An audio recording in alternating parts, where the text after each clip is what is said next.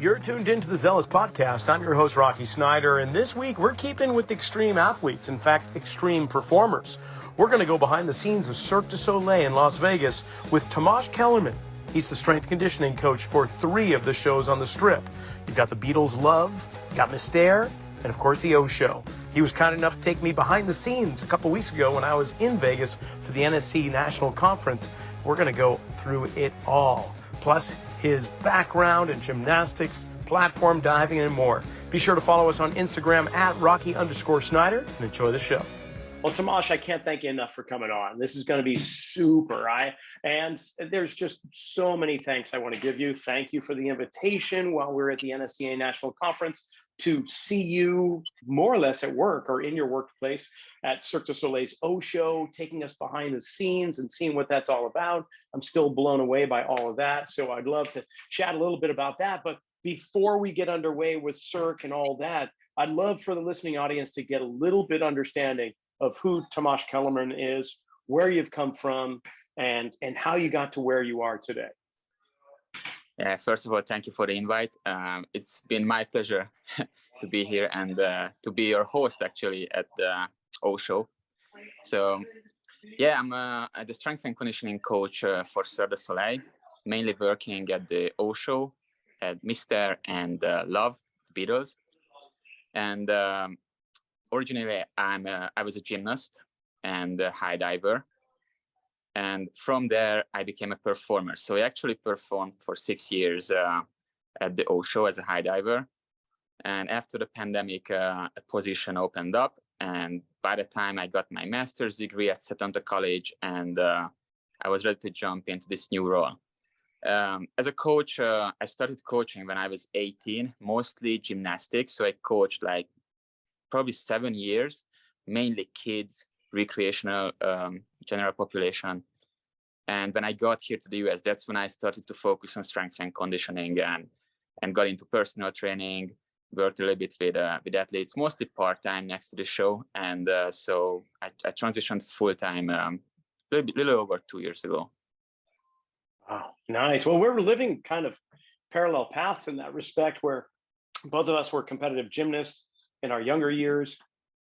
And actually, I was a gymnastics coach as well back in my hometown, as well as when I came out to Santa Cruz, the Santa Cruz Gymnastics Academy, worked as a part-time coach there with little kids and so on. So, but you took it one step further. What made you transition from gymnastics to high diving or platform diving? I just had a lot of injuries. I would say I was a really good gymnast until I was 15, national champions in Hungary and so on. But the injuries kind of affected my improvement. So by the time when I was 20 years old, I kind of realized that that's it. I'm way behind, and I'm just chasing something that is not there. And it was 2008 Beijing Olympics, and I saw the springboard event, which until that point I didn't really realize there is a sport as diving. So then I was watching diving, and I was thinking that, oh my God, they just do somersaults and twists. That must be, it's so much easier than gymnastics on screen. So then the next day, I went to the swimming pool. I found a great coach who had experience transitioning gymnasts to divers. And it worked out pretty well because in 6 months, I was in a national team and I competed at the European Championships, some World Cups. And unfortunately, I missed the Olympics, but that gave me the opportunity to work in amazing places like Macau or here in Las Vegas, in the biggest water shows in the world. Okay, I gotta dial this back again. So you were a national champion in Hungary as a gymnast, and you watched the Olympics, and the very next day you go to a swimming pool and you hunt down a coach within a very short amount of time. That's a lot of drive. That's a lot of focus. Is that how you live your life? I just had that feeling that this is something I have to try. And even though it was late, I started to look for articles that, transitioning from gymnastics to diving. And I saw it's not like I'm so special, because it happens quite often. Not always. So you still have to have that kind of body awareness. It's different sport, but once you get comfortable landing head first, obviously there is many things that is similar. There is a reason why divers early on they start with gymnastics. So there was this coach who actually got another diver to the Olympics when he transitioned when he was 16. And I just wanted to follow that foot. I just wanted to get to the Olympics no matter what. And it very like after the first few trainings, I just fell in love with diving. And I told my coach, who was by the way my dad, that I'm done with gymnastics. Really? What was that like? How was that conversation? That wasn't easy because he was an Olympic medalist in gymnastics. So that's how, as early on, I got to the gym, and I was just playing around and I stuck there. I also love gymnastics. Pretty much everything I do up until today, it's because of gymnastics. And it was not easy for him, but obviously he understood, and it turned out pretty well. I would say so. So from Hungary, did you say you went to Macau? Yes. And what were you doing there? That's like I was working as a high diver already over there, and it's like Cirque du Soleil in Asia, like one of the biggest water show. And that was a time when I actually learned high diving, because when they hired me, I told them that there is one thing I'm not doing is diving from platform from 80 feet, 85 feet. So somehow when you see others doing it and you see the process, how they prepare a springboard diver and go up higher and higher, you kind of have that adrenaline rush that you want to do it as well. What was your first dive like at 80 something feet? That was something else. Like it's a 2.5 seconds, almost 3 seconds free fall. So the feeling cannot be compared to anything else. It's scary, but it's exciting. And one of the most hardest thing in high diving is the impact, to make sure you're ready for that impact. For me, and that's my personal experience, there wasn't one dive and I'm like, it felt so good. Like there is always that impact affects you. There is a reason why high divers can do high volume of dives from that height. So they have that low height where they train from. They go a little bit higher, but they do the biggest volume at the lowest height, technical skill training, and then a lot of visualization. But physically and mentally, especially both of them, I would say even, it's very demanding. Wow, I would say so. I mean, from all perspectives, mental and physical for sure, emotional, all of that. Okay, so from Macau, did you enroll at Setanta College from there? No, I actually got to Las Vegas, and that was a time when I started to get exposed. In the national team, gymnastics and diving is not necessarily the sports that get a lot of resources in terms of sport psychologist, nutritionist, strength and conditioning coach. So we didn't really have those. And here at Cirque du Soleil, I was exposed to a great strength and conditioning coach, who, by the way, was one of your guests, Ridge. Ridge Kiley, yeah. Yes. Ridge, for listening audience, Ridge was, I would say, a predecessor of Tamas, where look for the earlier episodes of the Zelos podcast and you'll find Ridge Kiley and Cirque du Soleil. Yeah, and when I got here, that's when I started to fall in love. I actually never weightlifted before I got here. It was, gymnastics, we all do body weights, diving. These days, I see more and more lifting involved. But I just saw the benefits that gave me, because when you're exposed to an environment where you have to do 480 shows a year, and every year there is not much break, you have to consistently keep your body in very good shape, so you can reduce the risk of injuries. And it in the 5-6 years while I was there, I barely got injured. Maybe I was just lucky. Maybe I got the right programs from my coach. Who knows what was the secret sauce? But that's how I started to feel like I need to study. I need to expand my knowledge, because until that time I had a bachelor's degree. So I got my CSCS, I got my master's from Setanta College, which was a great experience, by the way, learning while I could do my job as well. And how did you find out? I'm just curious. How did you find out about Setanta? To be honest, I was just Googling places like where I could do my master's, and when I saw the coaches who were actually lecturers at the college, like the names were just Des Ryan, Lauren Lando, Ian Jeffries, like big names in strength and conditioning, and those names were like, it was obvious that I'm going to choose that option. If I can learn from a coach who is knowledgeable on the science part, but also working on the field with actual athletes, I'm going to choose that one because I want to learn from them. Right on. Yeah, we'll put a free plug in for Setanta College right now. In fact, I'm going to be following in your footsteps in just a matter of weeks. Sometime in September, I'll start my master's program there for sports injury and return to performance. And I'm very excited to be learning. And the nice thing is that you were mentioning before we got on the air, is that it fits into your lifestyle. If you're a working professional, if you're a father like you are of young children, me a bit older, but it just allows me to learn at my own pace, to not be interruptive through my business day, but to integrate it all. And within a couple of years, you've got an accreditable degree. So yeah, look into Setanta College for sure. So you got your master's, you're standing up there at 65 feet above Cirque du Soleil's swimming pool, looking down at this wedge-shaped opening that you and two other guys standing on the platform near the end of the show are going to have to somehow manage to get in without hitting the sides of the pools, with getting the right entry into the water and so on. I understand you had an epiphany at one of those moments. Yes, it was closer to the end of my career when I had my first child. And you kind of look at from a different perspective what you're doing and how long you want to keep doing that.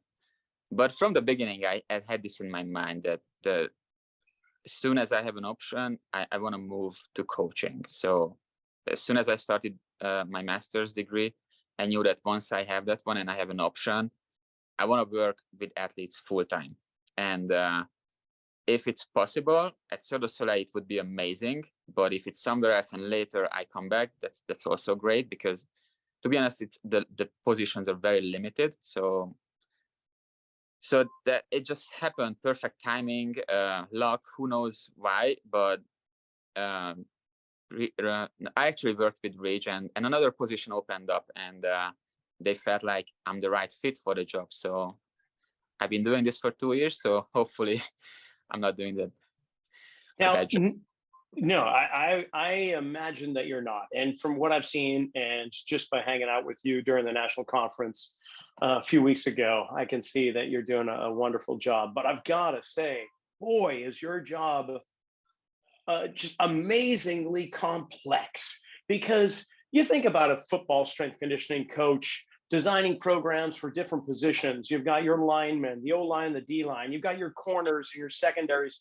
You've got your quarterback and your punter and kicker. You got your special teams. Everyone's got unique positions and therefore unique physical requirements. There's a different needs analysis for almost everyone on the team. So the programs that are created within a football team are quite vast and diverse. But now you've got 80 performers or so in one show. You're dealing with 3 shows. You're dealing with synchronized swimmers. You're dealing with power lifters, contortionists, high divers, gymnasts, jugglers, clowns. The list continues on.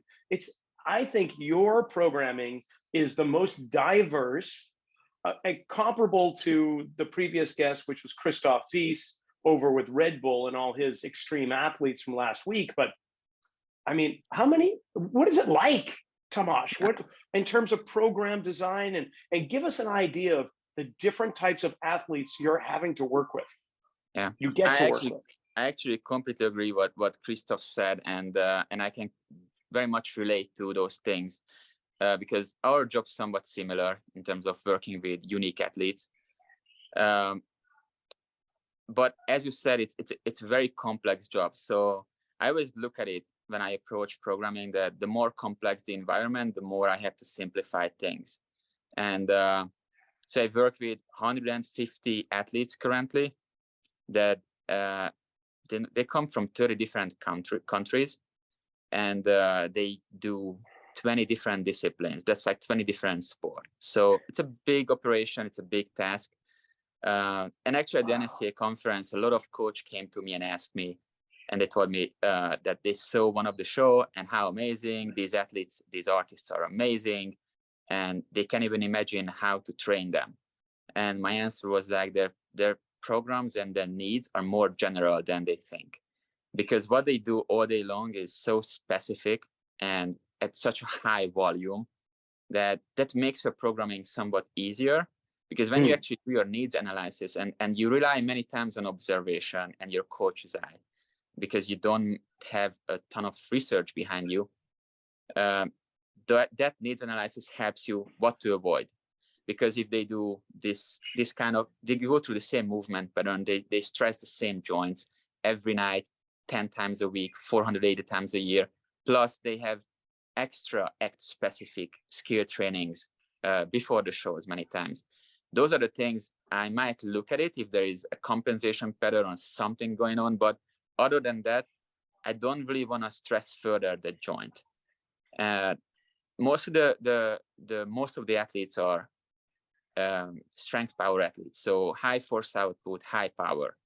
That comes with a cost, and so in my program, I don't necessarily want to stress further those joints, and that's the basic principle. Other principles, I have to avoid soreness because every night they have to perform.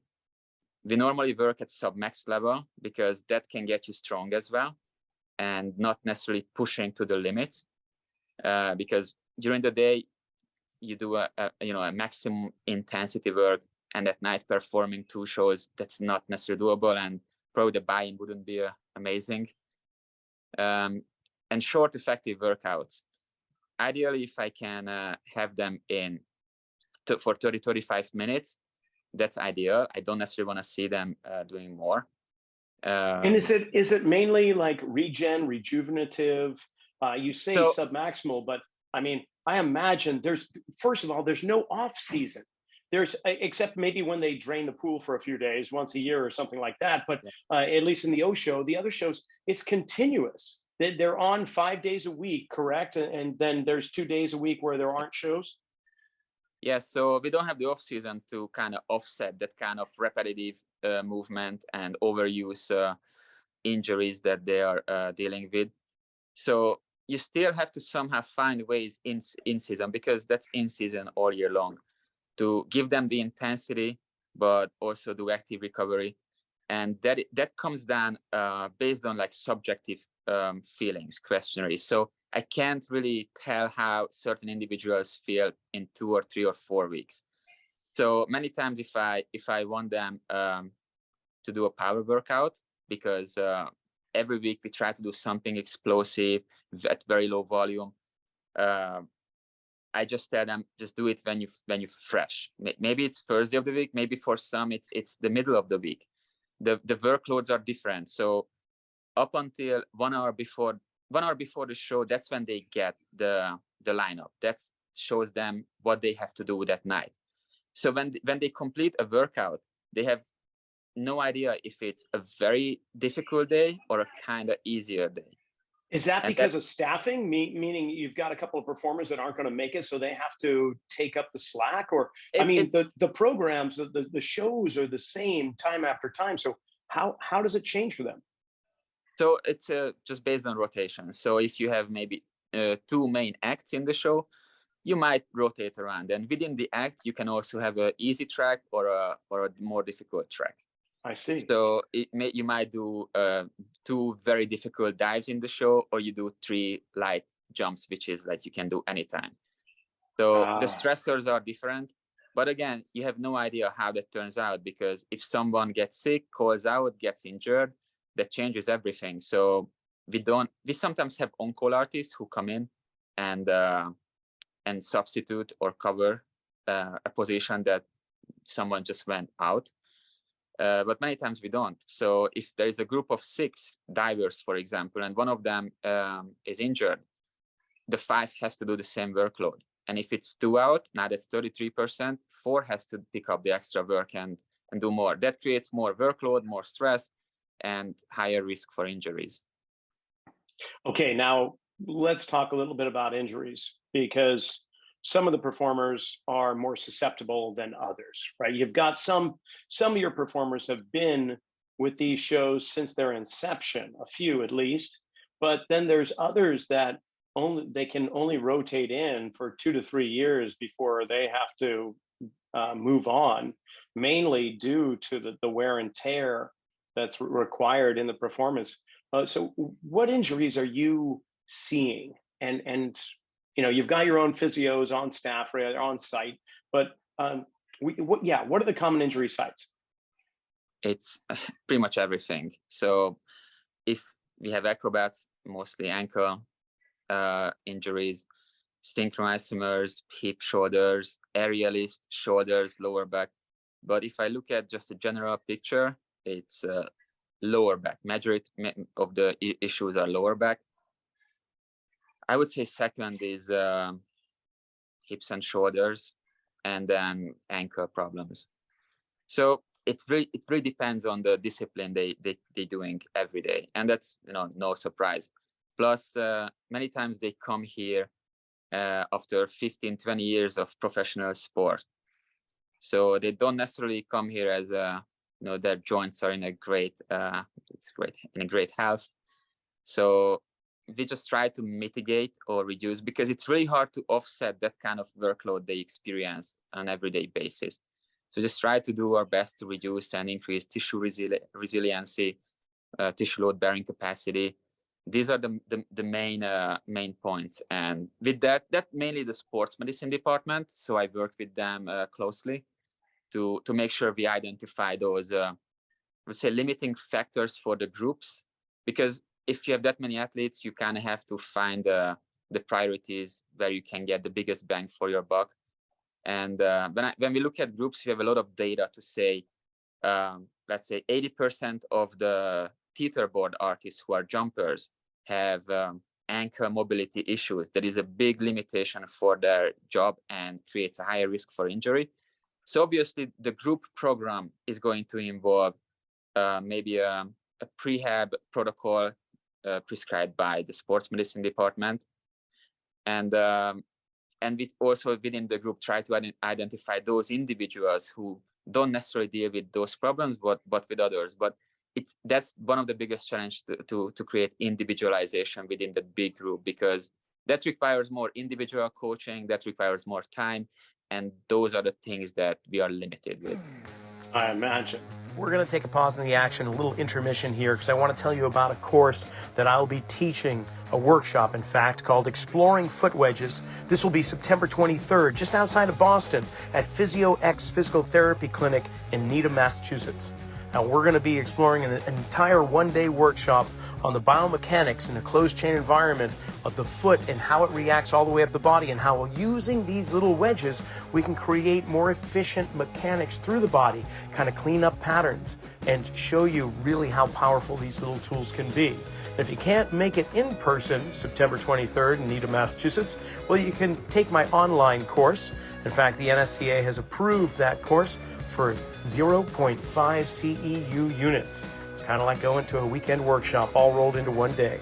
Check it out at rockysnyder.com, and let's get back into it. Curious, what makes up your medical staff? Do you have you mentioned sports medicine. Do you have an orthopedist or a sports med doctor? There's a physio. Is there an athletic trainer, massage therapist? What makes up your medical team? We have athletic trainers, physiotherapists, and massage therapists on staff who come in on a daily basis. And other than that, if they need a psychologist, a nutritionist, we just refer them out to professionals we work with. That kind of puts the performance team as complete. And then when it comes to strength conditioning, mental performance, or visualization coaches or anything like that, who's made up within the training staff aside from yourself? Um, so we have a show coach in every show. That those are mainly the coaches who take care of the quality of the act, and pretty much like a sport coach that I can have the biggest comparison with. So we have the PMAT department, we have strength and conditioning, stage management, and all the technical crew who works behind the scene. And then you're talking about 3 shows that are running 2 times a day, an early evening, later evening performances, Wednesday through Sunday, I believe, right? Mondays and Tuesdays, no shows. Is that correct? It's just all, but other shows have different days off. But that's the same 5 days and 2 days off. So there's always a show that somebody can There's go see always no something. matter what night of the week. Yeah, that would make sense. But how does it work with your rotation, you professionally? How much time do you spend at Love? How much time do you spend at O, or so on? What's it like? I spend 2 days at O and Mister each week, and 1 day at Love, and the other SNC coach doing the same thing, 2 days at MJ and Kai and 1 day at Love. This is so far the best solution we have. And this is why if we get only 2 times 30 minutes with the artist, we obviously it's important to supervise them and make sure that they're doing the right thing, but more important that we give them some tools that they can take away with them and use it on a daily basis. And when I see those things coming back, when I see them warming up and they use some of the things I gave them and they felt like it's beneficial, those are the things that I'm kind of looking for as a big win. And your days of the week stay consistent, so that there's no guess as to when you're going to be there. The performers always know, okay, these are Tamas's days with us, and so on. Yeah, it's standard. When we set up the schedule, it basically depends on the show. They can request that, or they ask the artist which days are the most optimal that you guys want to have an SNC coach. So if they work 5 days, normally the first day is always very busy with stage training. They go through a bunch of things, meetings. So the ideal days are the second and the fourth day, and that gives them a nice day off between, and then they work out again. But there are always individual cases where someone, cannot work out that day when I'm there. So they have the autonomy to complete the workout at a different day as well. Got it. And in regards to turnovers with the performers, is that just a continuous changing dynamic? Or are there times where you've got this regular group of performers, they're here for several months and there aren't going to be any casting changes? Or is this something that's just continually happening? Normally we have a full-time staff on place as far as like artists, and there's a few artists on temporary contract. Those are the ones who are replacing an injured artist, mostly artists who are out long term. So they might get a 3, 6 months, 1 year contract, and then they might get extended. There are changes, but every show has full-time artists, and I would say 80-90% of the cast is full-time. So there are no changes. They do the same shows. There is no rotation between the shows. Unless an artist wants to change, but then they request to be transferred to a different show. But like this week, do you have any new performers coming in? New artists? Last few weeks, I had a few new performers, yes. And how frequently does that occur for you, where you've got some new people coming in? Yeah, it really depends on the weeks, months. If you have contract renewals that is 6 months before their contract expires, we know ahead of time that we are going to expect 5 to 10 new artists at the end of the year. So you can prepare for those. But sometimes it happens just immediately. Someone is out and they have to find another artist quickly. And then next week, a new artist shows up and we go through the regular protocol we use.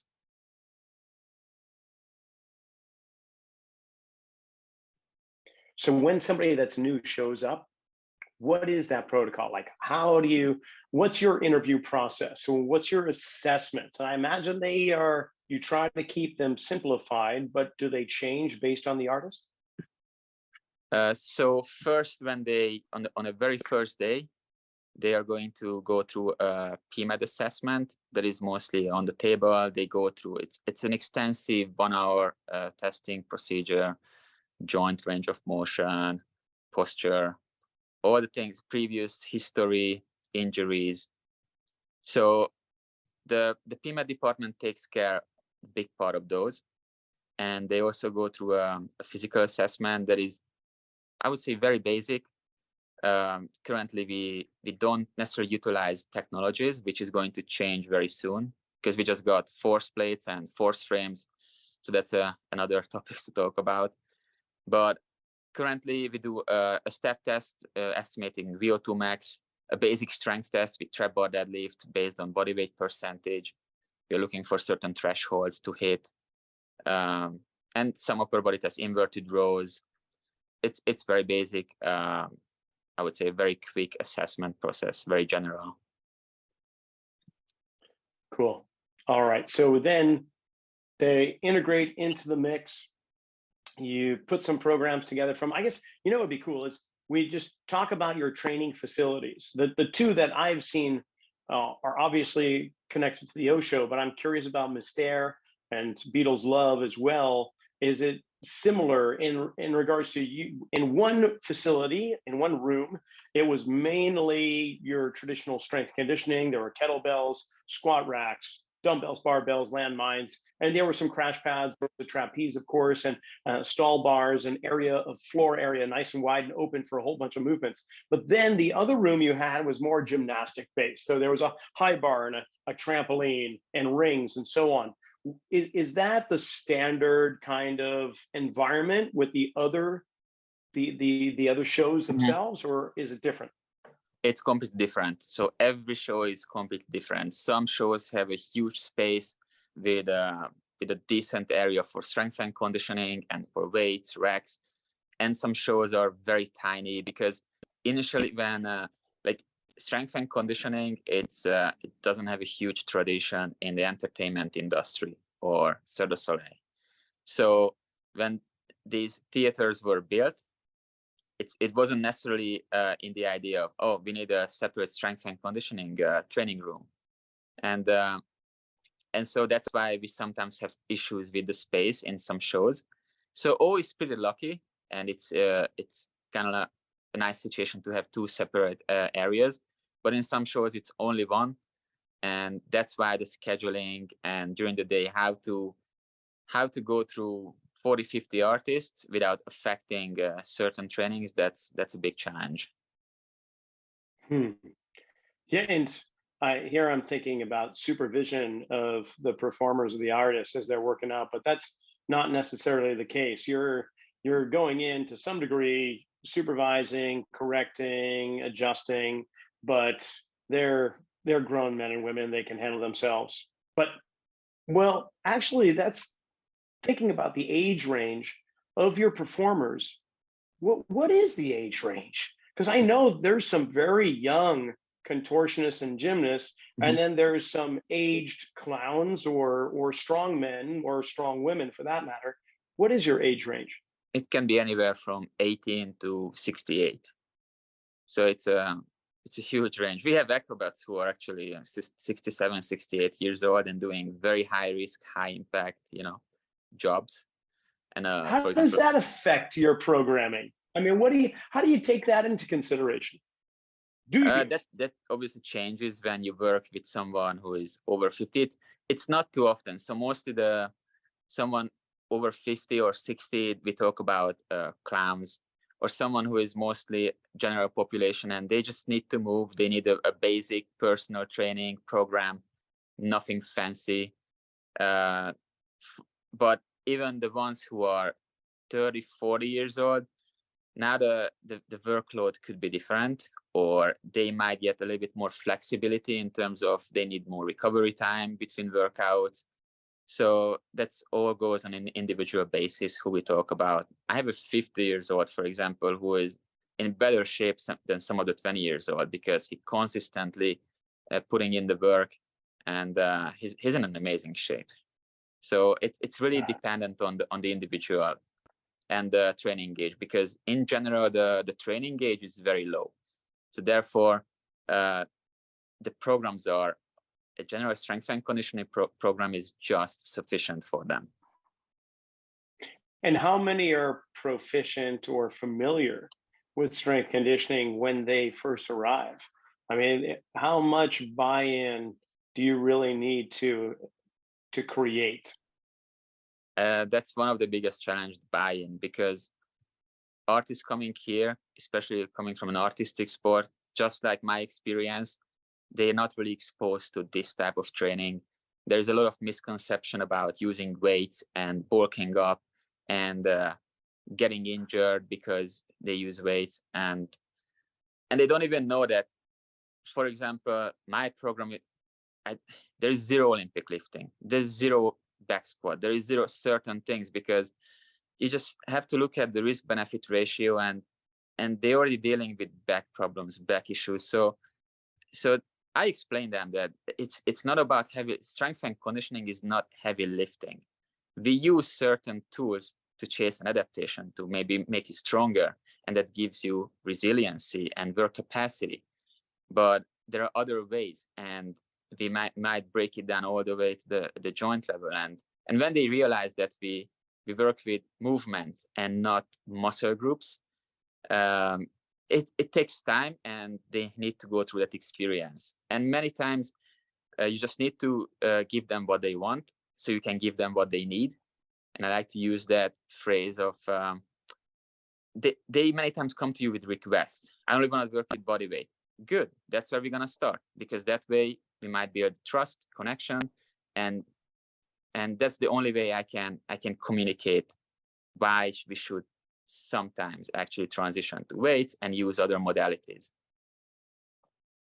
Got it. Okay, so I imagine also, in regards to buy-in, it's a lot easier to find somebody in the group, whether they're the alpha artist in a specific category, or they're just somebody that may have some influence amongst their peers and fellow artists, but you get them to buy in, and it's a heck of a lot easier for their colleagues to do the same. Is that kind of one of your approaches?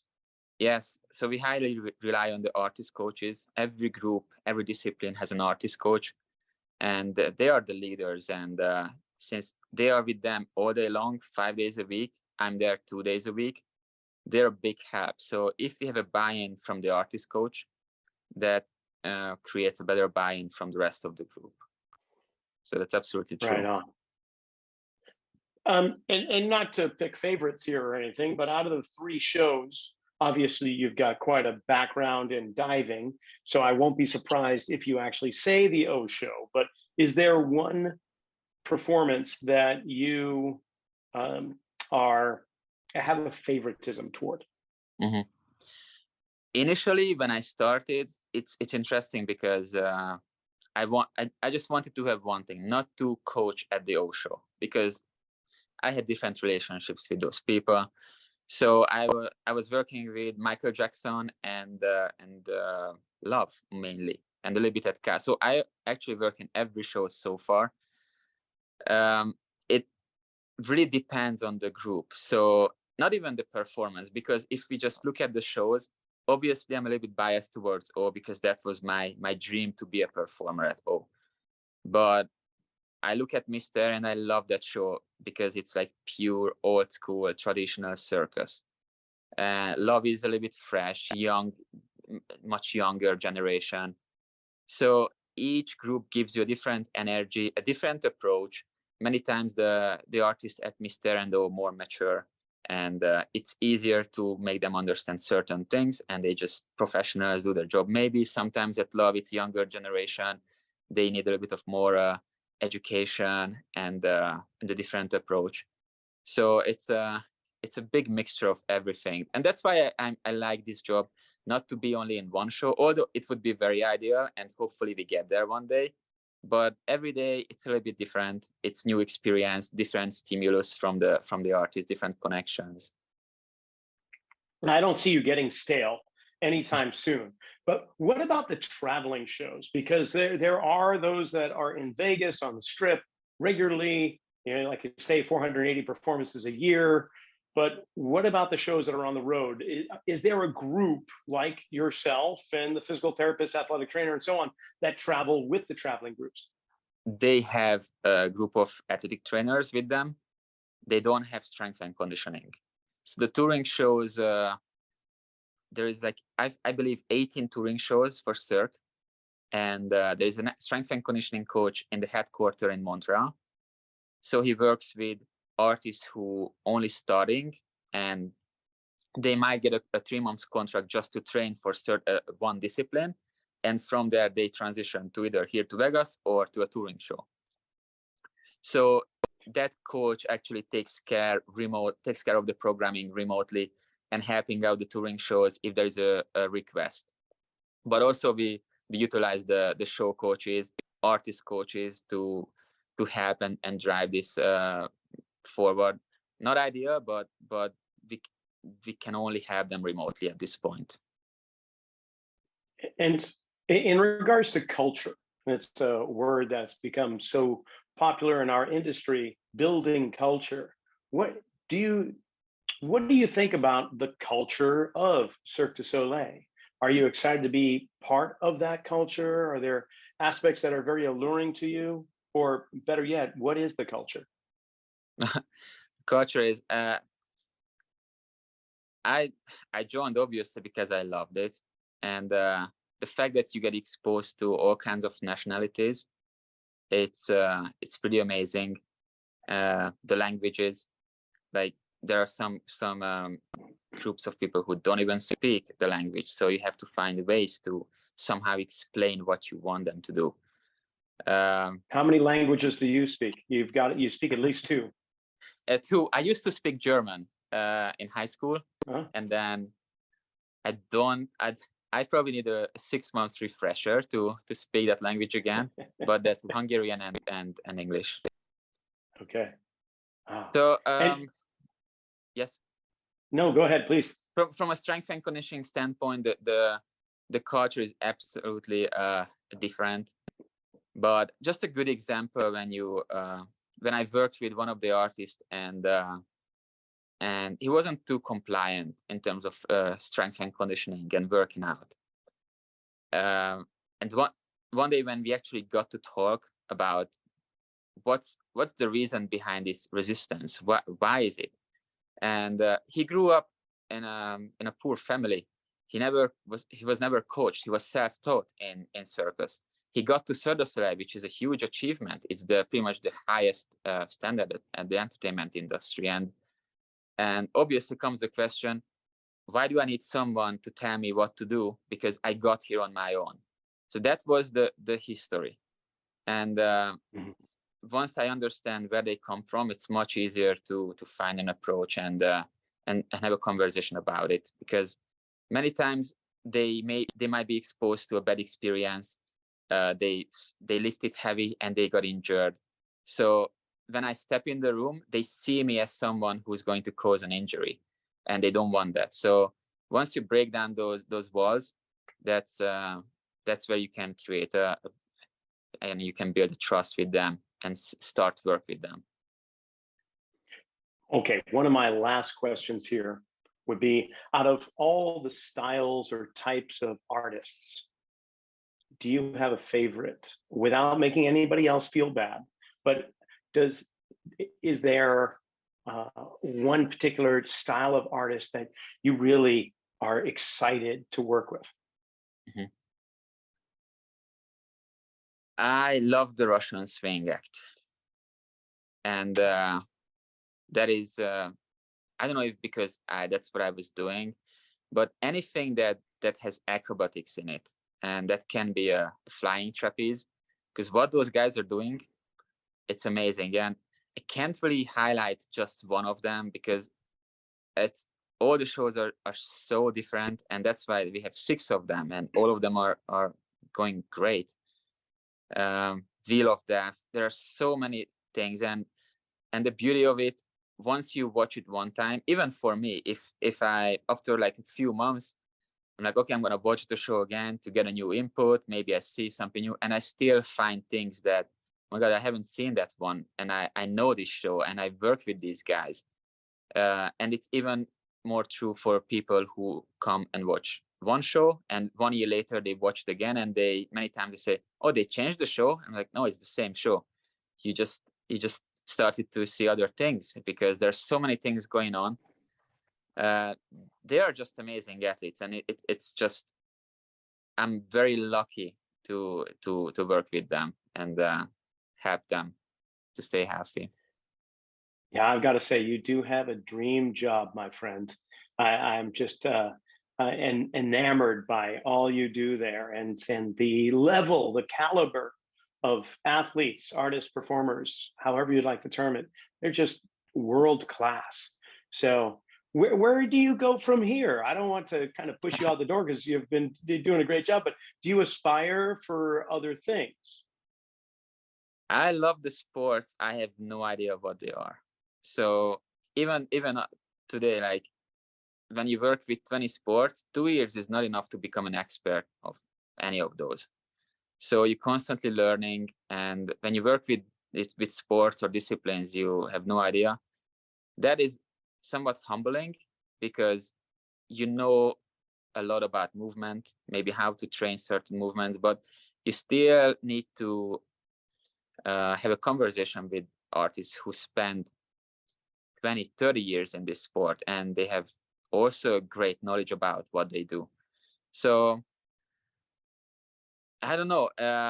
Look, for me, probably out of comfort zone experience would be working with team sports, for example, because that's something I've never done. So who knows? So far, the future is really exciting, because really finally we start to work with some technology, and maybe doing our own research, creating our own normative data for the artist, and taking a more scientific approach. So there is a lot to look forward at Cirque, and who knows? Once I feel like I need a new stimulus, a new exciting environment, I will find those opportunities. Well, I think you've got plenty of stimuli and growth potential right where you are. And if people want to kind of follow your pursuits, I know you've got a page on LinkedIn, but do you post anything on Instagram? Can people follow you there? I would say every 6 months I post something, but yes, I'm on Instagram. About a year ago, I started. I'm going to post frequently, so I got pretty much 2 or 3 posts, and then that's it. Sometimes I try to post about what they do, like behind the scene, training wise, some exciting things. Nothing like, balancing on Bosu with 200 pounds, because we don't do that. But actual training, like what they do. But yeah, on Instagram and LinkedIn, I'm absolutely available if someone wants to reach out and have any questions. I'll put the connections in the description below, and you could also go to my Instagram page, Rocky_Snyder, and because I put a little bit of some video clips of when I was hanging out with you behind the scenes at O, so you can check those out too. Tamas, this has been great. We didn't even touch anything about sports science, so you know what that means. I'm going to have to invite you back on here somewhere down the road and get you uncomfortable in front of the screen again. But you've done a great job answering all my obscure questions, and I really appreciate your time. This has been great. Yeah, thank you so much. I appreciate the opportunity. Well, that's a wrap this week for Zelos. I want to thank Tamas for coming on, as well as the Cirque du Soleil organization. And do check out the archives. When I had Ridge Kiley on, we talked a little bit about Cirque du Soleil and what he was doing, kind of compare the notes between what these guys are doing with some amazing artists and performers. In the meanwhile, check him out on LinkedIn. The descriptions are below, where you can go and find him, as well as for myself. Have a great week.